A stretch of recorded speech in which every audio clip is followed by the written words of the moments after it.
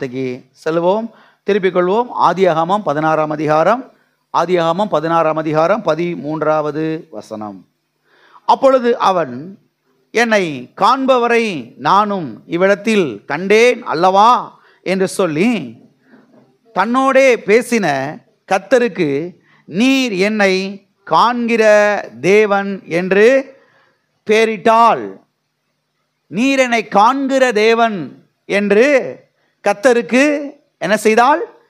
பெயரிட்டாள் என்று இங்கே நாம் பார்க்கிறோம். அருமையானவர்களை கவனியுங்கள். கடந்த பல வாரங்களாக நேம்ஸ் ஆஃப் காட், தேவனுடைய நாமங்கள், தேவனுடைய நாமங்களை குறித்து நாம் பார்த்து கொண்டு வருகிறோம். நம்முடைய தேவனுக்கு பல நாமங்கள் இருக்கிறது. Elohim, El Shaddai, Ebenezer, Jehovah Rapha, Jehovah Nissi, Jehovah Rohi, Jehovah Jireh, Jehovah Shammah, Jehovah Shalom, Jehovah Tsidkenu, Jehovah Sabaoth, Immanuel, இயேசு என்று இப்படி நம்முடைய தேவனுக்கு பல நாமங்கள் சத்திய வேதத்தில் கொடுக்கப்பட்டிருக்கிறது. அது மாத்திரமல்ல, அவருடைய ஒவ்வொரு நாமமும் அவருடைய சுபாவத்தை நமக்கு வெளிப்படுத்துகிறது, அவருடைய தன்மையை நமக்கு வெளிப்படுத்துகிறது, அவருடைய குணாதிசயத்தை நமக்கு வெளிப்படுத்துகிறது. அவர் எப்படிப்பட்டவர், அவர் என்ன செய்கிறார், அவரால் என்ன செய்ய முடியும், அவர் எவ்வளவு பெரியவர், அவர் எவ்வளவு நல்லவர் என்பதையெல்லாம் அவருடைய நாமங்கள் நமக்கு வெளிப்படுத்துகிறது. அது மாத்திரமல்ல, இதிலே ஒரு சில நாமங்களை குறித்து நாம் ஏற்கனவே பார்த்து தியானித்தோம். L Shaddai, Ebenezer, Jehovah Rapha, Jehovah Nissi, Jehovah Jireh, Jehovah Rohi, Jehovah Shammah, Jehovah ஷிக்கேனு என்று இப்படி சில நாமங்களை நாம் ஏற்கனவே தியானித்தோம். அது மாத்திரமல்ல, இன்றைக்கு இன்னொரு நாமத்தை குறித்து நாம் பார்க்க போகிறோம், தியானிக்க போகிறோம். மறுபடியும் வாசிக்கிறேன், கவனியுங்கள். ஆதியாகமம் 16ஆம் அதிகாரம் 13வது வசனம். அப்பொழுது அவள், என்னை காண்பவரை நானும் இவ்விடத்தில் கண்டேன் அல்லவா என்று சொல்லி தன்னோடே பேசின கர்த்தருக்கு, நீர் என்னை காண்கிற தேவன் என்று பெயரிட்டாள். கர்த்தருக்கு நீர் என்னை காண்கிற தேவன் என்று என்ன செய்தாள்? பெயரிட்டாள். என்ன பெயரிட்டாள்? நீர் என்னை காண்கிற தேவன் என்று பெயரிட்டாள். The God who sees me. நீர் என்னை காண்கிற தேவன். இங்கே ஆகார் என்கிற ஒரு பெண் இந்த நாமத்தை கர்த்தருக்கு வைக்கிறதை நாம் பார்க்கிறோம். அது மாத்திரமல்ல, நீர் என்னை காண்கிற தேவன் என்ற இந்த இடத்திலே எல்ரோஹி என்கிற ஒரு எபிரேய பதம் இங்கே பயன்படுத்தப்பட்டிருக்கிறது. எல்ரோஹி,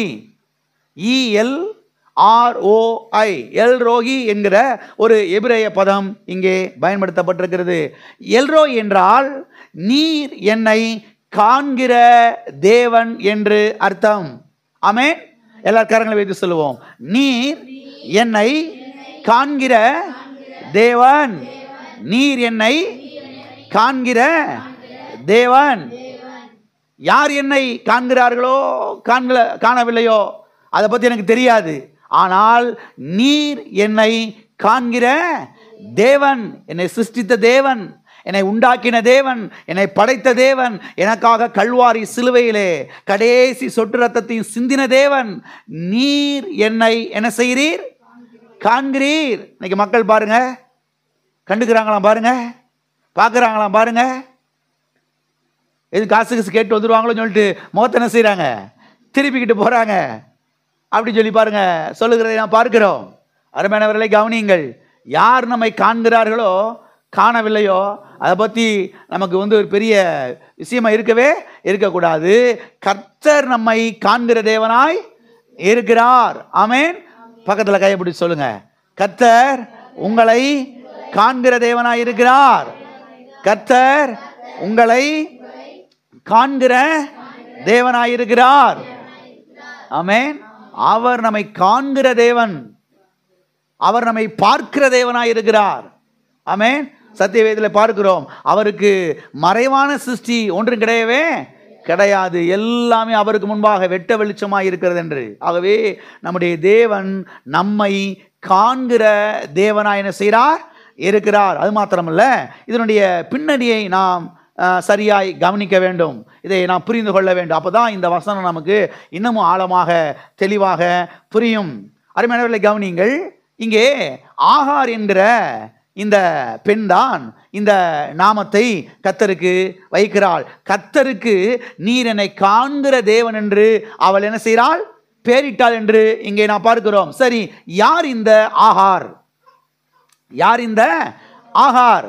அருமையானவர்களே கவனியுங்கள், ஆதியாகமம் 16ஆம் அதிகாரம் 1ஆம் வசனத்திலே நாம் பார்க்கிறோம். 1ஆம் வசனம் சொல்லுகிறது, எகிப்து தேசத்தால் ஆகிய ஆகார் என்னும் அடிமை பெண் என்று. எகிப்து தேசத்தால் ஆகிய ஆகார் என்னும் அடிமை பெண் என்று. அப்ப ஆகார் என்றால் என்ன அர்த்தம் என்று சொன்னால், ஆகார் என்றால் அலைகிறவள் என்று அர்த்தம். ஆகார் என்றால் அலைந்து திரிகிறவள் என்று அர்த்தம். ஆகார் என்று சொன்னால் பறந்து செல்கிறவள் என்று அர்த்தம். எல்லாம் இருக்கிறீங்களா? ஏற்கனவே இவ தன்னுடைய எஜமாட்டியை விட்டு பறந்து வந்துட்டா. தன்னுடைய எஜமானனை விட்டு அவர் என்ன செஞ்சிட்டா? பறந்து வந்துட்டா. ஆகார் என்றாலே என்ன அர்த்தம்னா, அலைகிறவள் என்று அர்த்தம், அலைந்து திரிகிறவள் என்று அர்த்தம், பறந்து செல்கிறவள் என்று அர்த்தம். அது மாத்திரமல்ல, இந்த ஆகார் என்பவள் யார் என்று சொன்னால், ஆபிரகாமுடைய மறுமனையாட்டி, ஆபிரகாமுடைய இன்னொரு மனைவி. ஆபிரகாமுக்கு 85 வயதான போது ஆபிரகாமின் மூத்த மனைவியாகிய சாராள் இந்த ஆகாரை ஆபிரகாமுக்கு கொடுத்தாள் என்பதை பாருங்க, ஆதியாகமம் 16ஆம் அதிகாரத்திலே 3ஆம் வசனத்திலே நாம் பார்க்கிறோம். சரி, இந்த ஆகார் என்பவள் ஆபிரகாமின் வீட்டுக்கு அடிமை பெண்ணாக எப்படி வந்தாள் என்று சொன்னால், வாசிப்போம். ஆதியாகமம் 12ஆம் அதிகாரம் 10ஆம் வசனம் முதல் 17ஆவது வசனம் வரைக்கும். அத்தேசத்திலே பஞ்சம் உண்டாயிற்று. தேசத்திலே பஞ்சம் கொடியதாயிருந்தபடியால் ஆபிரகாம் எகிப்து தேசத்திலே தங்கும்படி அவ்விடத்துக்கு போனான். அவன் எகிப்துக்கு சமீபமாய் வந்தபோது தன் மனைவி சாராயை பார்த்து, நீ பார்வைக்கு அழகுள்ள ஸ்திரீ என்று அறிவேன். எகிப்தியர் உன்னை காணும்போது இவள் அவனுடைய மனைவி என்று சொல்லி என்னை கொன்று போட்டு உன்னை உயிரோடே வைப்பார்கள். ஆகையால் உன் நிமித்தம் எனக்கு நன்மை உண்டாயிருக்கும்படிக்கும் உன்னாலே என் உயிர் பிழைக்கும்படிக்கும் நீ உன்னை என் சகோதரி என்று சொல் என்றான். ஆபிரகாம் எகிப்திலே வந்தபோது எகிப்தியர் அந்த ஸ்திரீயை மிகுந்த அழகுள்ளவள் என்று கண்டார்கள். பார்வோனுடைய பிரபுக்களும் அவளை கண்டு பார்வோனுக்கு முன்பாக அவளை புகழ்ந்தார்கள். அப்பொழுது அந்த ஸ்திரீ பார்வோனுடைய அரண்மனைக்கு கொண்டு போகப்பட்டாள். அவளின் நிமித்தம் அவன் ஆபிரகாமுக்கு தயை பாராட்டினான். அவனுக்கு ஆடு மாடுகளும் கழுதைகளும் வேலைக்காரரும் வேலைக்காரிகளும் கோழிகை கழுதைகளும் ஒட்டகங்களும் கிடைத்தது. ஆபிரகாமுடைய மனைவியாகிய சாராய் நிமித்தம் கர்த்தர் பார்வோனையும் அவன் வீட்டாரையும் மகாவாதையினாலே வாதித்தார். அருமையானவர்களே கவனியுங்கள், கானான் தேசத்திலே ஒரு பெரிய பஞ்சம் உண்டாகிறது. எனவே ஆபிரகாம் தன்னுடைய மனைவியையும் மற்றவர்களையும் அழைத்து கொண்டு அவன் எகிப்து தேசத்துக்கு போகிறான். எகிப்துக்கு போனபோது எகிப்தின் ராஜாவாகிய பார்வோன் சாராளை அவன் எடுத்துக்கொள்ள பார்க்கிறான். எனவே ஆபிரகாமுக்கு சில கிஃப்ட்ஸ், சில வெகுமதிகளை அவன் கொடுக்கிறான். அந்த வெகுமதிகள் என்னவென்று சொன்னால், ஆடு மாடுகள், ஒட்டகங்கள், கழுதைகள், வேலைக்காரர்கள், வேலைக்காரிகள், இன்னும் பல பாருங்க பொருட்களை எல்லாம் அவன் வெகுமதியாக ஆபிரகாமுக்கு கொடுக்கிறதை நாம் பார்க்கிறோம். அருமையானவர்களை கவனியுங்கள். இந்த வேலைக்காரிகள் கூட்டத்திலே தான் இந்த ஆகாரும் இருக்கிறாள். யார் இருக்கிறா? இந்த ஆகாரும் இருக்கிறாள். எனவே இந்த ஆகாரைத்தான் ஆபிரகாமுக்கு மனைவியாக இந்த சாராள் என்ன செய்கிறாள்? கொடுக்கிறாள். அது மாத்திரமல்ல, இந்த ஆகார் பாருங்க கற்பந்தரித்த போது அவள் சாராளை அற்பமாக எண்ணினாள், அற்பமாக பார்த்தாள் என்பதை இங்கே நாம் பார்க்கிறோம். சாராளுக்கு குழந்தை இல்லை. அதனாலதான் சாராள் என்ன பண்றா? தன் வீட்டில் இருக்கக்கூடிய அடிமை பெண்ணாகிய ஆகாரை எடுத்து தன்னுடைய கணவனுக்கு என்ன செய்றா? மறுமனையாக அவள் கொடுக்கிறாள். இவள் கற்பந்தரித்த போதோ ஆகார் என்ன பண்றா? சாரால அற்பமாக என்ன செய்றா? என்றா. உனக்கு குழந்தை இல்லை, எனக்கு குழந்தை இருக்குன்னு செய்றா? அற்பமாக எண்ணுகிறாள். எனவே சாராள் ஆகாரை கடினமாக நடத்துகிறாள். எப்படி நடத்துறா? கடினமாக நடத்துகிறாள். கடினமாக நடத்தின போது ஆகார் சாராளை விட்டு ஓடி போகிறாள். என்ன செய்றா? சாராளை விட்டு ஓடி போகிறா. ஆபிரகாம் விட்டு என்ன செய்றா? ஓடி போகிறா. எங்க ஓடி போறானா? வனாந்திர வழியாக சூருக்கு ஓடி போகிறாள். சூர் என்கிற ஒரு இடம் அந்த பகுதியில் இருக்கிறது. எனவே வனாந்திர வழியாக அந்த சூர் என்கிற அந்த இடத்தை நோக்கி இந்த ஆகார் என்ன செய்கிறாள்? பயணிக்கிறாள், ஓடி போகிறாள். கவனிங்க, சூர் என்றால் என்ன அர்த்தம் என்று சொன்னால் வாள் என்று அர்த்தம், அதாவது மதில் என்று அர்த்தம், அதாவது சுவர் என்று அர்த்தம். பாருங்க, சுவரை நோக்கி போனா என்ன ஆகும்? முட்டை வண்டி தான். எல்லாம் இருக்கிறீங்களா? அநேகர் பாருங்க சில இக்கட்டான நேரத்தில் இக்கட்டான சூழ்நிலையில புட்டிங்க அடிச்சு ஓடி போயிடுறது. எங்கிட்டாதும் எங்கேயாவது போய் சவரில் என்ன செஞ்சிடுறது? முட்டிடுறது. எல்லாம் இருக்கிறீங்களா? அருமையான தேவனுடைய பிள்ளைகளை கவனியுங்கள். பிரச்சனை நேரத்தில், போராட்டத்தின் நேரத்தில் அங்கேயும் ஓடக்கூடாது. கதவை மூடிட்டு என்ன செய்யணும்? தேவ பிரசனத்தில் அமர்ந்திருக்க கற்றுக்கொள்ளணும்.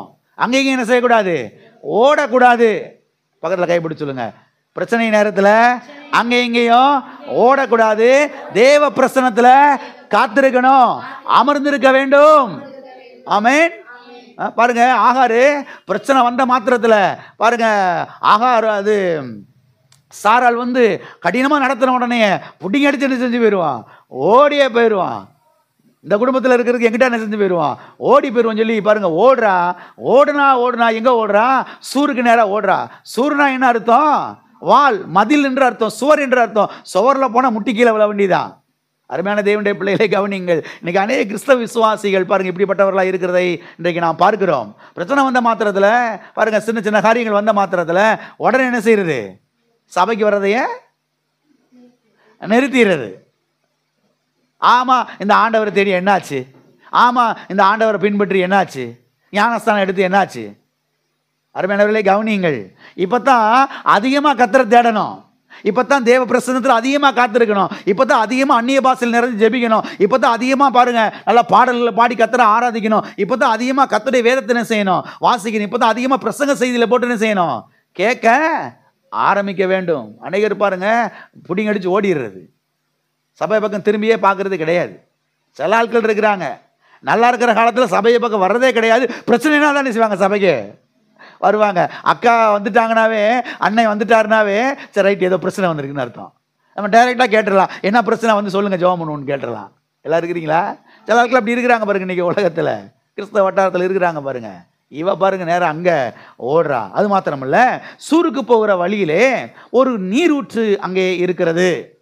அந்த நீரூற்று அன்றைக்கு வந்த போதோ கர்த்தருடைய தூதனானவர் அங்கே ஆகாரை சந்திக்கிறார்.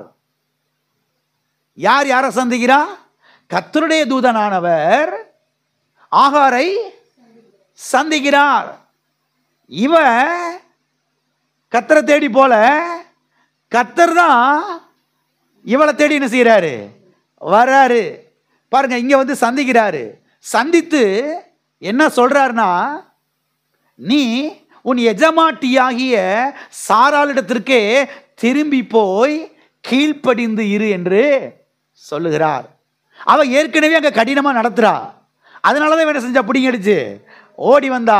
இங்க கர்த்தருடைய தூதனானவர் வந்து சந்தித்து என்ன சொல்றாரு, நீ திரும்பவும் எங்க போ, உன்னுடைய எஜமாட்டியின் இடத்துக்கே போ, சாராள் இடத்துக்கே போ, அங்க போய் என்ன செய், கீழ்ப்படிஞ்சு அவளுக்கு நீ இரு என்று சொல்லுகிறதை நாம் பார்க்கிறோம். கவனிங்க, கர்த்தருடைய தூதன் சந்தித்த அந்த இடத்திலே தான் இவள் சொல்லுகிறாள், நீர் என்னை காண்கிற தேவன்.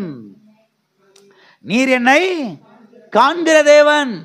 கர்த்தர் தான் இவளை என்ன செய்யறாரு, காண்கிறார்.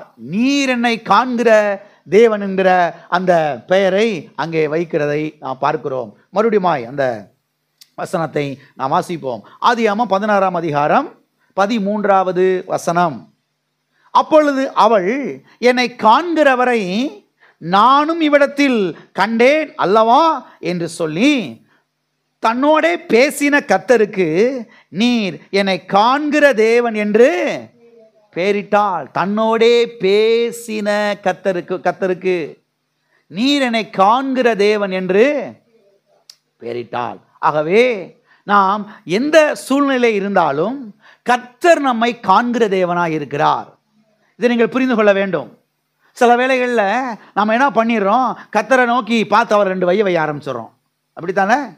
ஆண்டவரே உமக்கு கண் இருக்குதா, காது இருக்குதா, ஏன் பார்த்துக்கிட்டே இப்படி குத்துக்கள் மாதிரி உட்கார்ந்து இருக்கிறீரே, என் பிரச்சனை உமக்கு தெரியாதா, என் போராட்டம் உமக்கு தெரியாதா, என் நெருக்கம் உமக்கு தெரியாதா, என் தேவைகள் உமக்கு தெரியாதா, என் சூழ்நிலை உமக்கு தெரியாதா, நான் படுற பாடு உமக்கு தெரியாதா அப்படின்னு சொல்லி யாரை நோக்கி வைய ஆரம்பிக்கிறோம், யாரை நோக்கி கொக்கரிக்கிறோம், கர்த்தரை நோக்கி கொக்கரிக்கிறோம். கர்த்தரை நோக்கி பாருங்க சத்தம் போடுறோம். ஆனால் ஒரு காரியத்தை நீங்கள் புரிந்து கொள்ளுங்கள், நம்ம பிரச்சனை அவருக்கு நல்லா தெரியும், நம்ம வேதனை அவருக்கு நல்லா தெரியும், நம்முடைய சரீரத்தில் வந்திருக்கிற அந்த வியாதி அவருக்கு நல்லா தெரியும், நம்முடைய தேவைகள் எல்லாம் அவருக்கு நல்லாவே தெரியும். அருமையானவர்கள், நீங்கள் சத்திய வேதத்திலிருந்து கற்றுக்கொள்ள வேண்டும். நம்முடைய தேவன் நம்மை காண்கிற தேவனாக இருக்கிறார். நாம் எந்த சூழ்நிலையில் இருந்தாலும் நம்ம யார் பார்க்கிறா, தேவன் பார்க்கிறாரு. கர்த்தர் என்ன செய்யறாரு, பார்க்கிறார். இது நமக்கு முதலாவது விளங்கணும். இது விளங்காததுனால தான் நாம் என்ன செய்யறோம், பல இடங்களுக்கு ஓடி திரிகிறோம். ஆமாவா இல்லையா? இதெல்லாம் ஒத்துக்கிறணும். என்னை காண்கிற தேவன் என்னோடு கூட இருக்கிறாரு. என்னுடைய தேவன் என்னை பார்க்கிறார், என்னை காண்கிறார். இந்த பிரச்சனையிலிருந்து என்னை வெளியில கொண்டு வருவார், இந்த போராட்டத்திலிருந்து என்னை வெளியே கொண்டு வருவார், இந்த வியாதியின் படுக்கையை மாற்றி போடுவார், என்னை சுகமாக்குவார். என்னுடைய வியாதிகள் எல்லாம் கல்வாரி சிலுவையிலே கர்த்தர் சுமந்து தீர்த்திருக்கிறார். கர்த்தர் இந்த வியாதி படுக்கையை மாற்றி போடுவார், இந்த நெருக்கத்திலிருந்து என்னை விடுதலையாக்கி கர்த்தர் என்னை விசாலத்துக்குள்ளே கொண்டு வருவார், இந்த தேவையை அற்புதமாய் சந்திப்பார் என்பதை நாம் என்ன செய்திருக்க வேண்டும், அறிந்திருக்க வேண்டும். ஆகவே நாம் எந்த சூழ்நிலையில இருந்தாலும் கர்த்தர் நம்மை காண்கிற தேவனாய் என்ன செய்கிறார், இருக்கிறார். ஆமென். எல்லா காரங்களும் இது சொல்லுவோம், நான் எந்த சூழ்நிலையில் இருந்தாலும் கர்த்தர் என்னை காண்கிற தேவனாய் இருக்கிறார். ஆமென். என்னை காண்கிற தேவனாய் அவர் என்ன செய்கிறார், இருக்கிறார். இதுவரைக்கும் எத்தனைக்கு புரிஞ்சிருச்சு? ஆமென். அப்ப இந்த சூழ்நிலையில தான் அவ வந்து இந்த பேரை கர்த்தருக்கு என்ன செய்கிறா, வைக்கிறா, நீர் என்னை காண்கிற தேவன் என்று. அது மாத்திரமல்ல, ஆகார் அதிகமாய் நம்பினாள். கவனிச்சுட்டு வரீங்களா? ஆகார் அதிகமாய் நம்பினாள். யாரை அதிகமாய் நம்பினாள்னா, ஆபிரகாமையும் சாராளையும் அதிகமாய் என்ன செய்தாள், நம்பினாள். ஆனால் ஆபிரகாமும் சாராளும் என்ன பண்ணாங்கன்னா, கையை கழுவிட்டாங்க. ஆபிரகாமும் சாராளும் வென்றால் இவளை கையை கழுவிட்டாங்க, கைவிட்டு விட்டார்கள், தூக்கி எறிந்து விட்டார்கள். அருமையானவர்களை கவனியுங்கள், இதுதான் மனிதர்களுடைய ஒரு சுபாவமாய் இருக்கிறது. ஆமென். மனிதர்கள் எப்படிப்பட்டவர்களாய் இருக்கிறார்கள், நம்முடைய உழைப்பையும் நம்முடைய பலனையும் உரிந்து கொண்டு நம்மளை தூக்கி எரிகிறவர்களாய் இருக்கிறார்கள். ஆமாவா இல்லையா? நம்முடைய உழைப்பு அவங்களுக்கு வேணும், நம்முடைய பலன் அவங்களுக்கு வேணும், நம்முடைய சத்தெல்லாம் உறிஞ்சிட்டு என்ன செஞ்சிருது, தூக்கி எரிஞ்சிருது. ஆபிரகாமும் சாராலும் யார கை கழுவிட்டாங்க, ஆகார கை கழுவியாச்சு, ஆகார கை விட்டாச்சு. ஆகாரம் தூக்கி எறிஞ்சாச்சு. அருமையானவர்களை கவனியுங்கள். மனிதர்கள் எப்படிப்பட்டவர்களாக இருக்கிறார் என்பதை நீங்கள் புரிந்து கொள்ள வேண்டும். மனிதர்கள் எப்படிப்பட்டவர்களாக இருக்கிறார்கள்? நம்முடைய உழைப்பையும் நம்முடைய பலனையும் உரிந்து கொண்டு நம்மை தூக்கி எரிந்து விடக்கூடியவர்களாய் இருக்கிறார்கள். ஆனால் கர்த்தரோ நம்மை ஒரு நாளும் தூக்கி எரியவே மாட்டார். நம்மை பாருங்க, தூக்கி எரிகிறவர் அவர் கிடையாது. நம்மை பலப்படுத்தி நமக்கு சகாயம் செய்கிறவராய் அவர் இருக்கிறார். ஆமென். வாசிப்போம். ஏசாயா 41:10. நீ பயப்படாதே, நான் உன்னுடனே இருக்கிறேன். திகையாதே, நான் உன் தேவன். நான் உன்னை பலப்படுத்தி உனக்கு சகாயம் பண்ணுவேன். என் நீதியின் வலதுகரத்தினால் உன்னை தாங்குவேன். ஆமென். இங்கே நான் பார்க்கிறோம், நான் உன்னை பலப்படுத்தி உனக்கு சகாயம் பண்ணுவேன். சகாயம் என்றால் உதவி என்று அர்த்தம், ஒத்தாசை என்று அர்த்தம். கர்த்தர் என்ன சொல்றாரு? நான் உன்னை பலப்படுத்துவேன், நான் உனக்கு சகாயம் பண்ணுவேன், நான் உனக்கு உதவி செய்வேன், நான் உனக்கு ஒத்தாசை செய்வேன் என்று கர்த்தர் சொல்லுகிறார். அருமையானவர்களை கவனியுங்கள். நம்மை சுற்றி இருக்கிற மனிதர்களோ நம்ம பயன்படுத்துவாங்க, தூக்கி என்ன செஞ்சிருவாங்க? எரிஞ்சிருவாங்க. நம்மளை நல்லா யூஸ் பண்ணுவாங்க, நம்முடைய பலனை யூஸ் பண்ணிக்கிடுவாங்க. இருக்கிறீங்களா? போயிட்டீங்களா? நம்முடைய பலனெல்லாம் உறிஞ்சிருவாங்க. உறிஞ்சிட்டு தூக்கி என்ன செஞ்சிருவாங்க? எரிஞ்சிருவாங்க. ஆனால் கர்த்தரோ நம்மை தூக்கி எரிகிறவர் அல்ல. கர்த்தர் நம்மை பலப்படுத்தி நமக்கு சகாயம் செய்கிறவராய் இருக்கிறார். ஆமென். இந்த உலகத்தில் பாருங்க, அநேக கணவன்மார்களை நான் பார்க்கிறோம், நல்லா யூஸ் பண்ணிட்டு தூக்கி எரிஞ்சிருது மனைவியை, வேற பக்கம் போயிடுறது. சில பெண்களை பார்க்கிறோம், உலகத்தில் மனைவியில பார்க்கிறோம், நல்லா யூஸ் பண்ணிட்டு இருக்கிற பணத்தை கணத்தெல்லாம் உறிஞ்சி விட்டுட்டு ஆளை தூக்கி எரிஞ்சிட்டு வேற ஆள்கிட்ட போயிடுறது. மனுஷன் எப்படிப்பட்டவனா இருக்கிறான் பாருங்க இன்னைக்கு உலகத்தில். அப்பா அம்மாட்ட இருக்கிறதெல்லாம் உறிஞ்சிடுறது, அப்பா அம்மாட்ட ஒன்றும் இல்லைன்னு சொன்ன உடனே என்ன செஞ்சிடுறது? தூக்கி எரிஞ்சிட்டு போயிடுறது. மனுஷன் எப்படி இருக்கிறான் பாருங்க. அண்ணன் தம்பி அப்படி தான் இருக்கிறான் பாருங்க, அக்கா தங்கச்சி அப்படி தான் இருக்கிறாங்க பாருங்க. கையில் இருக்கிற வரைக்கும் என்ன செஞ்சிடுறது? பசப்பு இருக்குதா, பணம் காசு இருக்குதா, உரியிற வரைக்கும் ஐஸ் வச்சு என்ன செஞ்சிருது? உறிஞ்சிருது.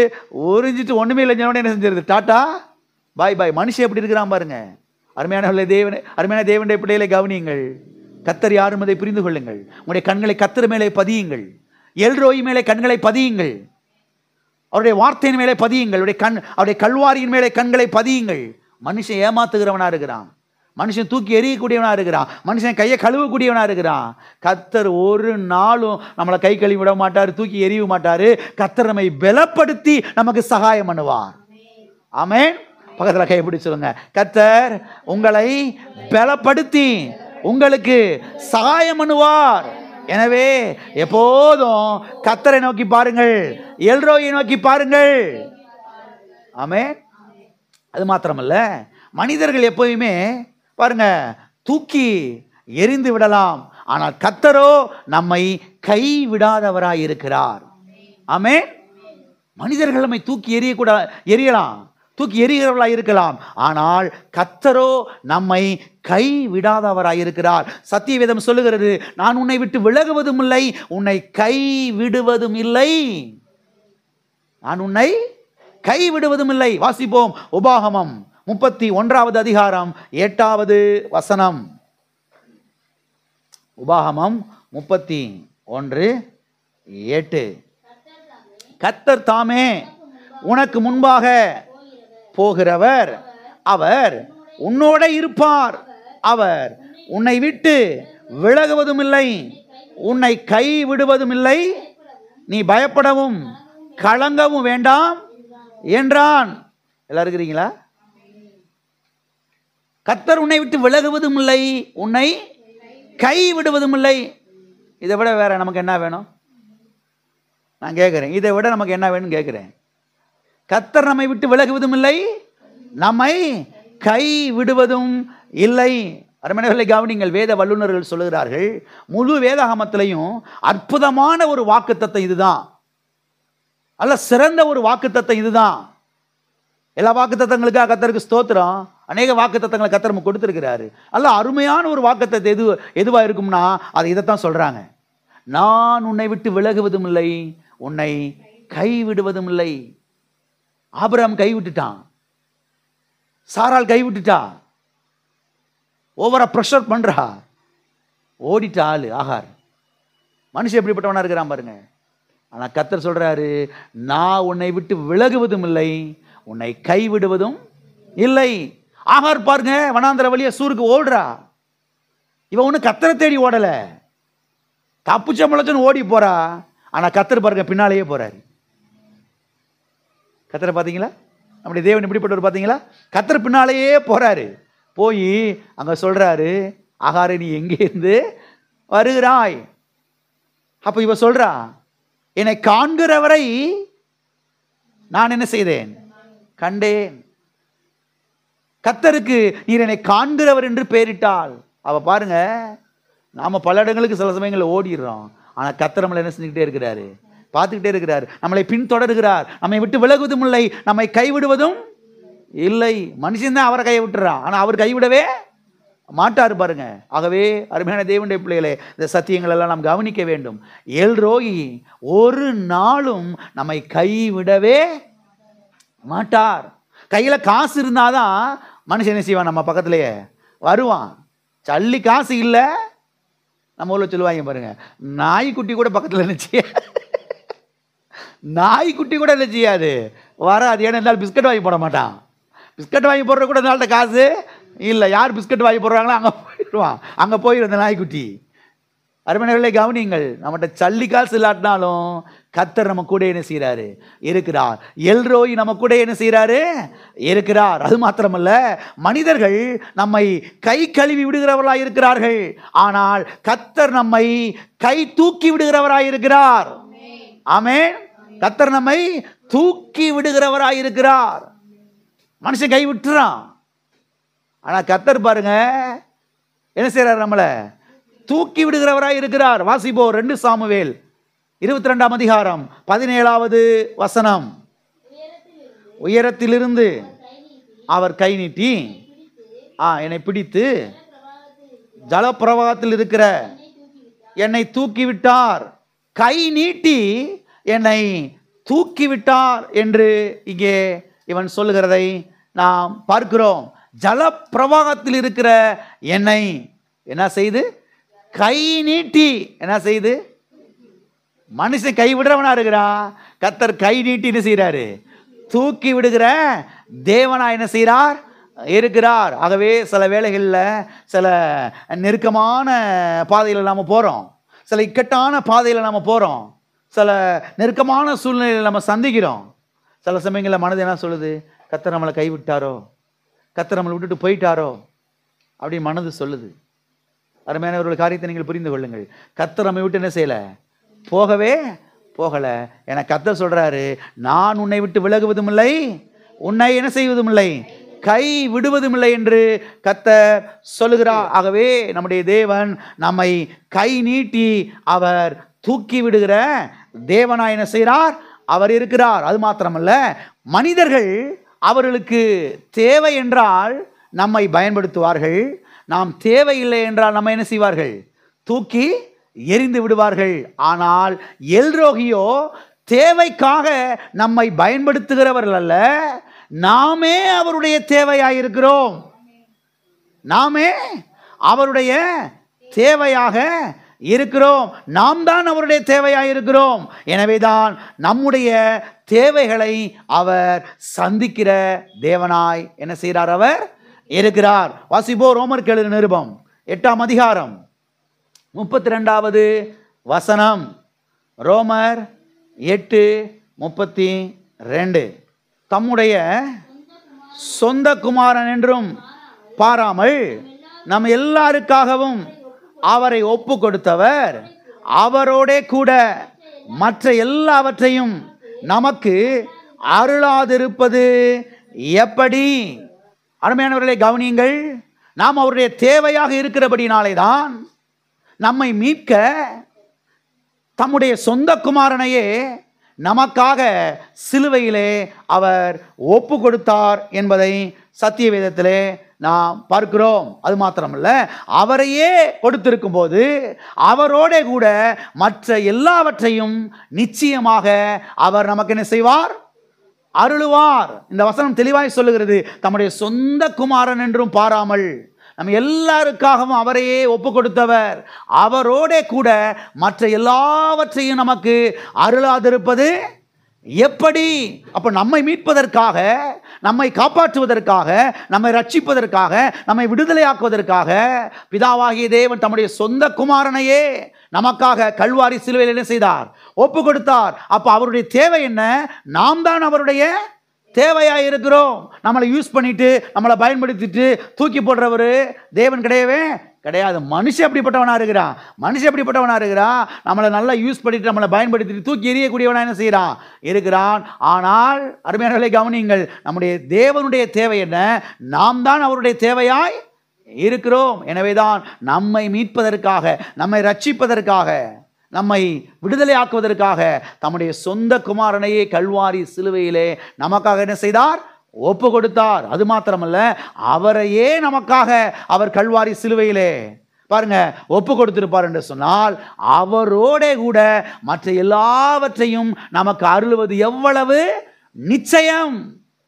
நம்மை மீட்பதற்காக கடைசி சொட்டு இரத்தத்தையுமே நமக்காக சிந்தின இந்த தேவன் மற்ற எல்லாவற்றையும் நமக்கு அருளாதிருப்பது எப்படி?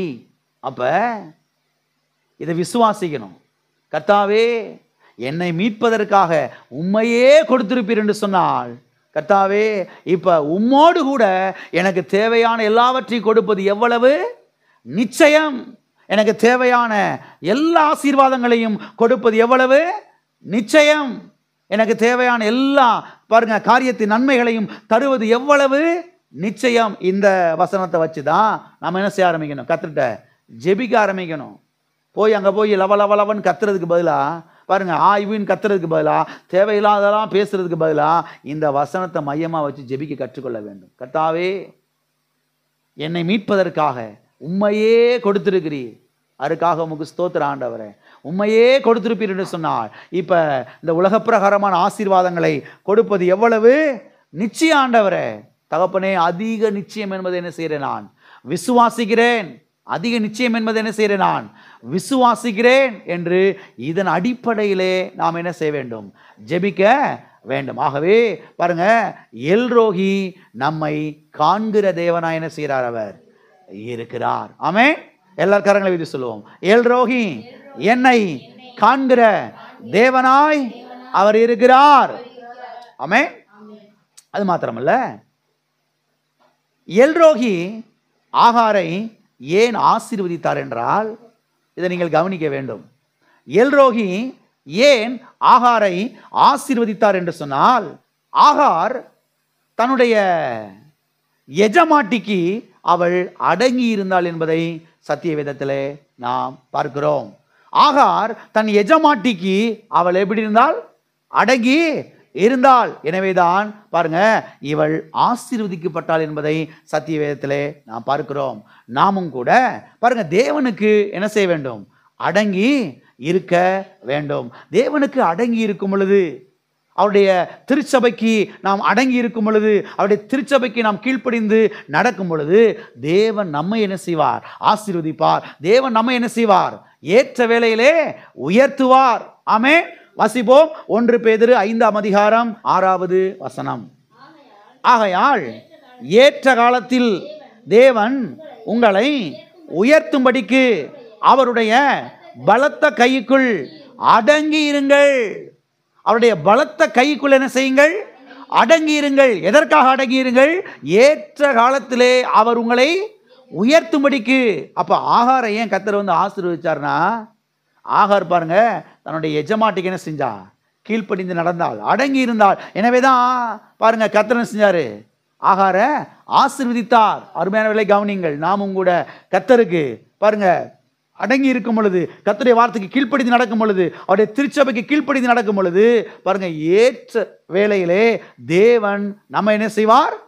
உயர்த்துவார். ஏற்ற வேளையிலே தேவன் நம்ம என்ன செய்வார்? ஆசீர்வதிப்பார். ஆமென். அது மாத்திரமல்ல, ஆகாரை கர்த்தர் ஏன் வந்து ஆசீர்வதித்தார் என்று சொன்னால், ஆகார் ஆபிரகாமுடைய அந்த வித்தை பாருங்க சுமக்கிறவராய் அவள் இருந்தாள். எனவேதான் பாருங்க ஆகாரை கர்த்தர் என்ன செய்தார்? ஆசீர்வதித்தார். ஆபிரகாம் பாருங்க, தெரிந்து கொள்ளப்பட்ட மனுஷன், உடன்படிக்கையின் மனிதன். தேவாதி தேவன் வந்து இந்த ஆபிரகாமுடைய கூட ஒரு உடன்படிக்கையை ஏற்படுத்தினார். இந்த உடன்படிக்கையின் மனிதனாகிய ஆபிரகாமுடைய வித்துவை இந்த ஆகார் அவள் சுமக்கிறவளாய் இருந்தபடியினாலே தான் ஆகாரையும் கர்த்தர் என்ன செய்தார்? ஆசீர்வதித்தார். வாசிப்போம். ஆதியாகமம் 21வது அதிகாரம் 13வது வசனம். ஆதியாகமம் 21:13. அடிமை பெண்ணின் மகனும் உன் வித்தாயிருக்கிறபடினால் அவனையும் ஒரு ஜாதியாக்குவேன் என்றார். ஒரு ஜாதியாக்குவேன் என்றார். அப்ப இங்க பாருங்க, உன் வித்தாய் இருக்கிறபடினால், அவனு உன் வித்தாய் இருக்கிறபடினால். அப்ப இந்த ஆகார் ஆபிரகாமுடைய வித்தை சுமந்தபடினாலே தான் ஆகாரை கர்த்தர் என்ன செய்தார்? ஆசீர்வதித்தார். இன்றைக்கு பாருங்க, நாம் அவருடைய வார்த்தையை சுமக்கிறவர்களாய் இருக்க வேண்டும். யாருடைய வார்த்தைய? கர்த்தருடைய வார்த்தையை சுமக்கிறவர்களாய் நாம் என்ன செய்ய வேண்டும்? இருக்க வேண்டும். அவருடைய வார்த்தையை நாம் சுமக்கும் போது தேவன் நம்மை என்ன செய்வார்? ஆசீர்வதிப்பார். அவருடைய வார்த்தையை சுமந்து கொண்டு என்ன செய்ய வேண்டும்? நாம் செல்ல வேண்டும். கர்த்தர் சொன்னாரு, நீங்கள் உலகமெங்கும் புறப்பட்டு போய் சகல ஜாதிக்கும் என்ன செய்யுங்கள்? சுவிசேஷத்தை அறிவியுங்கள். அப்ப பாருங்க, சுவிசேஷ வார்த்தையை, கர்த்தருடைய வார்த்தையை நாம் என்ன செய்ய வேண்டும்? சுமந்து சென்று அநேகருக்கு அறிவிக்கக்கூடியவர்களாய் நாம் என்ன செய்ய வேண்டும்? இருக்க வேண்டும். அநேகருக்கு நாம் அறிவிக்கும் பொழுது பாருங்க, கர்த்தர் நம்ம என்ன செய்வார்? ஆசீர்வதிப்பார். எத்தனை பேர் ஆசீர்வதிக்கப்படணும் விருப்பப்படுறீங்க? நீங்க ஆசீர்வதிக்கப்படணும்னா பாருங்க, இந்த சுவிசேஷ வார்த்தைகளை சுமந்து செல்ல வேண்டும். சுமந்து சென்று அநேகருக்கு நீங்கள் என்ன செய்ய வேண்டும்? அறிவிக்க வேண்டும். நண்பர்களுக்கு, உறவினர்களுக்கு, பாருங்க, வேண்டியப்பட்டவர்களுக்கு, அறிமுகமானவர்களுக்கு நீங்கள் இந்த சுவிசேஷ வசனத்தை அறிவிக்க வேண்டும். அறிவிக்கும் போது அநேகர் பாருங்க ஆசீர்வதிக்கப்படுவார்கள், மீட்கப்படுவார்கள், சுகமடைவார்கள், வாழ்வடைவார்கள். அநேகருடைய குடும்பம் கட்டி என்ன செய்யப்படும்? எழுப்பப்படும். அப்பொழுது பாருங்க, அந்த ஆசீர்வாதத்தில் நமக்கு என்ன செய்யுது? பங்கு இருக்கிறது. அந்த ஆசீர்வாதத்தில் நமக்கு என்ன செய்யுது? பங்கு இருக்கிறது. எனவே தான் பாருங்க, ஆகார் எப்படி ஆபிரகாமுடைய வித்தை சுமந்து சென்றாலோ, இதை போல கர்த்தருடைய வார்த்தையை, சுவிசேஷ வசனத்தை, சுவிசேஷ வார்த்தையை நாம் சுமக்கிறவர்களாக என்ன செய்ய வேண்டும்? இருக்க வேண்டும். சுமக்கும் பொழுது தேவன் நம்மை என்ன செய்வார்? ஆசீர்வதிப்பார். அநேகருக்கு ஆசீர்வாதம் என்ன செய்வார்? மாற்றுவார். அது மாத்திரமல்ல, தன்னை காண்கிற தேவனை இவளும் கண்டபடினாலே இவள் ஆசீர்வதிக்கப்பட்டாள். இவள் இங்கே சொல்றார் இல்லையா? ஆகார் சொல்றார் இல்லையா? வாசிப்பு அந்த வசனத்தை நான் வாசித்து முடிக்கலாம். அடுத்த வாரத்தில் மீதமுள்ள காரியங்களை நாம் தொடர்ந்து பார்க்கலாம். ஆதியாகமம் 16ஆம் அதிகாரம் 13வது வசனம். அப்பொழுது அவள், என்னை காண்கிறவரை நானும் இவ்விடத்தில் கண்டேன் அல்லவா என்று சொல்லி தன்னோடே பேசின கர்த்தருக்கு நீர் என்னை காண்கிற தேவன் என்று பெயரிட்டாள். என்னை காண்கிறவரை நானும் இவ்விடத்தில் கண்டேன் அல்லவா? என்னை காண்கிறவரை நான் இவ்விடத்தில் கண்டேன் அல்லவா? அப்ப நம்மளை காண்கிற தேவனை நாமளும் என்ன செய்யணும்? பார்க்க கற்றுக்கொள்ளணும். எல்லாம் இருக்கிறீங்களா? நாம சில சமயங்களில் கண்ணை மூடிக்கிறோம். ஆண்டவரை பார்க்கறதே கிடையாது. அருமையான தேவனுடைய பிள்ளைகளை கவனியுங்கள். நம்மை காண்கிற தேவன், அவர் எப்பயுமே நம்மளை பார்த்துக்கிட்டு தான் இருக்கிறார். இப்போ விஷயம் என்னன்னா, நாம் அவர் என்ன செய்யணும்? பார்க்க கற்றுக்கொள்ள வேண்டும். அவருடைய கல்வாரியை பார்க்க கற்றுக்கொள்ள வேண்டும். அவருடைய தழும்பை பார்க்க கற்றுக்கொள்ள வேண்டும். அவருடைய காயங்களை பார்க்க கற்றுக்கொள்ள வேண்டும். அவருடைய வார்த்தையை பார்க்க கற்றுக்கொள்ள வேண்டும். அவர் கல்வாரி சிலுவையிலே சிந்தின இரத்தத்தை பார்க்க காண நாம் கற்றுக்கொள்ள வேண்டும். சங்கீதக்காரனாய் தாவீது சொல்லுகிறான், கர்த்தரை எனக்கு முன்பாக நிறுத்தி நோக்கி கொண்டிருக்கிறேன். கர்த்தரை எனக்கு முன்பாக நிறுத்தி நோக்கி கொண்டிருக்கிறேன். அருமையானவர்களை கவனியுங்கள். எப்போதும் கர்த்தரை, அவருடைய வார்த்தையை, அவருடைய தழும்புகளை, அவருடைய காயங்களை நம்முடைய கண்களுக்கு முன்பாக கொண்டு வர வேண்டும். நம்மை காண்கிற தேவனை நாம் என்ன செய்ய வேண்டும்? காண வேண்டும். கர்த்தர் மாத்திரம் நம்மளை கண்டா போதும் அப்படி இருந்துடக்கூடாது. நம்மை காண்கிற தேவனை நாம் என்ன செய்ய வேண்டும்? காண பழக வேண்டும். தனியாக உட்கார்ந்துருக்கும் போது பிரச்சனையே யோசிக்க கூடாது, பிரச்சனையே பார்க்கக்கூடாது, அந்த வியாதியே பார்க்கக்கூடாது, அந்த தேவையே பார்த்துக்கிட்டு இருக்கக்கூடாது. தேவனை பார்க்க கற்றுக்கொள்ள வேண்டும். அவருடைய தழும்பை, அவர் கல்வாரி சிலுவையிலே ஏற்றுக்கொண்டாரே முள்முடி, அதை பார்க்க என்ன செய்ய வேண்டும்? கற்றுக்கொள்ள வேண்டும். அவரை நாம் பார்க்கும்போது தான் நம்முடைய பிரச்சனைகள் மாற ஆரம்பிக்கும், நம்முடைய வியாதிகள் மாற ஆரம்பிக்கும், நம்முடைய தேவைகள் சந்திக்கப்படும், அற்புதங்கள் நடக்க ஆரம்பிக்கும், அடையாளங்கள் நடக்க ஆரம்பிக்கும். கர்த்தர் பாருங்க பெரிய காரியங்களை செய்வார். புதிய வாசல்களை கர்த்தர் நம்முடைய வாழ்க்கையில் என்ன செய்வார்? திறப்பார். ஆகவே நம்மை காண்கிற தேவனை நாம் காண என்ன செய்ய வேண்டும்? பழக வேண்டும். எப்பயுமே கண்ணை மூடிக்கிட்டு அது இது யோசிச்சுட்டே இருக்கக்கூடாது. சிலருக்கு கண்ணை மூடிட்டா அவ்வளவுதான், என்னதான் தெரியும்னு தெரியாது அவங்களுக்கே. சில கிறிஸ்தவங்களுக்கு கண்ணை மூடுனா அவங்களுக்கு எதுதான் தெரியும்? கால் இல்லாத பிராணி, கால் இல்லாத. ஜெபம் பண்ணுங்க பிரதர், ஜெபம் பண்ணுங்க சிஸ்டர் சொன்ன உடனே, கண்ணை மூடின உடனே நான் 2 பிசாசை பார்க்கிறேன், 2 கால் இல்லாத பிராணியை கர்த்தர் எனக்கு காண்பிக்கிறார். வேற எதையுமே கர்த்தர் காண்பிக்க மாட்டாரா? ஏன்னா எப்போ பார்த்தாலும் கண்ணை மூடுனா அந்த கால் இல்லாத பிராணி தான் தெரியுமா? எப்பயுமே அந்த பிசாசு தான் தெரியுமா? என்னத்தையாவது சொல்லி ஏமாத்திக்கிட்டு கிடக்கிறது பாருங்க மற்றவங்களை. ஏன் கண்ணை மூடுனா கர்த்தர் தெரிய மாட்டாரா? அவருடைய காயங்கள் தெரியாதா? அவருடைய தழும்புகள் தெரியாதா? அவருடைய வார்த்தை தெரியாதா? ஏன் தேவதூதர்கள் தெரிய மாட்டாங்களா? எல்லாம் இருக்கிறீங்களா? நம்மை காண்கிறவரை நாம் காண என்ன செய்ய வேண்டும்? பழக வேண்டும், கற்றுக்கொள்ள வேண்டும். மனக்கண்களுக்கு முன்பதாக கர்த்தரை கொண்டு வர வேண்டும், அவருடைய வார்த்தை கொண்டு வர வேண்டும், அவருடைய வாக்கு தத்தங்களை கொண்டு வர வேண்டும், அவருடைய தழும்புகளை கொண்டு வர வேண்டும். ஆமென். எல்லாம் இருக்கிறீங்களா? இவ்விதமாய் வரும் பொழுதுதான் பிரச்சனைகள் மாற ஆரம்பிக்கும், போராட்டங்கள் மாற ஆரம்பிக்கும், வியாதியின் அறிகுறிகள் மாற ஆரம்பிக்கும், தேவைகள் சந்திக்கப்பட ஆரம்பிக்கும். எத்தனை பேர் இருக்கிறீங்க? ஆமென். எல்லாரும் எழுமி நிற்போம். அடுத்த வாரத்தில் தொடர்ந்து பார்க்கலாம். அடுத்த வாரத்திலே மீதமுள்ள காரியங்களை நாம் தொடர்ந்து பார்க்கலாம். ஓ தேவனே உமக்கு ஸ்தோத்திரம், ஸ்தோத்திரம் ஆண்டவரே, ஸ்தோத்திரம் ஆண்டவரே. ஹல்லேலூயா, ஹல்லேலூயா. ஓ தேவனே உமக்கு ஸ்தோத்திரம் ஆண்டவரே. என்னை காண்கிறவரை நான் கண்டேன், என்னை காண்கிறவரை நான் கண்டேன். ஓ ஹல்லேலூயா, ஹல்லேலூயா. தேவனே உமக்கு ஸ்தோத்திரம், ஸ்தோத்திரம் ஆண்டவரே, ஸ்தோத்திரம் ஆண்டவரே. ஹல்லேலூயா, ஹல்லேலூயா, ஹல்லேலூயா, ஹல்லேலூயா. ஓ நன்றி தேவனே, நன்றி நன்றி நன்றி நன்றி நன்றி தேவனே. ஓ ஸ்தோத்திரம், ஸ்தோத்திரம் ஆண்டவரே. எல்ரோகியே உம்மை நாங்கள் ஸ்தோத்தரிக்கிறோம், எல்ரோகியே உம்மை நாங்கள் ஸ்தோத்தரிக்கிறோம், ஸ்தோத்தரிக்கிறோம். நம்முடைய சொந்த குமாரன் என்றும் பாராமல் அவரையே எங்களுக்காக கல்வாரி சிலுவையிலே ஒப்பு கொடுத்தீரே கர்த்தாவே. மனிதர்கள் எங்களிடத்திலே இருக்கிறதை அவர்கள் கர்த்தாவே எடுத்துக்கொள்ள வேண்டும் என்று விரும்புகிறார்கள். கர்த்தாவே நீரோ கர்த்தாவே எங்களை விரும்புகிறீர் ஆண்டவரே. ஓ நாங்களோ தகப்பனே உமக்கு ஸ்தோத்திரம் ஆண்டவர், உம்முடைய தேவையாக இருக்கிறோம் ஆண்டவரே. எங்களிடத்திலே உள்ளதை அல்ல ஆண்டவரே, எங்களையே நீர் விரும்புகிறீர் ஆண்டவரே. ஓ தேவனே, எங்களையே நீர் விரும்பினபடினாலே எங்களை மீட்பதற்காக கல்வாரி சிலுவையிலே கடைசி சொட்டு ரத்தத்தையும் சிந்தினீர் கர்த்தாவே. ஸ்தோத்திர ஆண்டவரே, ஸ்தோத்திர ஆண்டவரே. ஓ தேவனே, நீர் எங்களுடைய தேவைகளெல்லாம் சந்திக்கிற தேவனாய் இருக்கிறீர். ஹல்லேலூயா, ஹல்லேலூயா.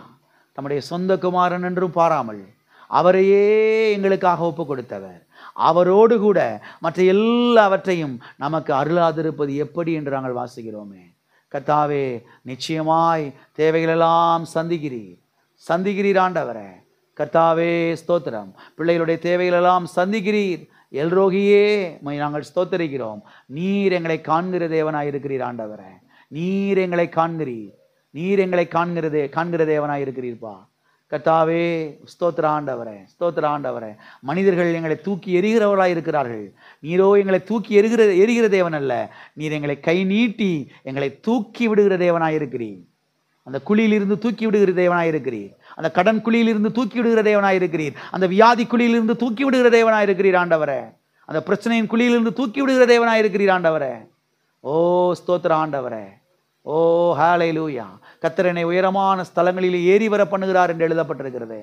ஓ ஹalleluya, ஹalleluya, ஹalleluya. எனக்கு எட்டாத உயரத்திலே கர்த்தர் எடுத்தவர் நிறுத்தினார் என்று நாங்கள் பார்க்கிறோமே.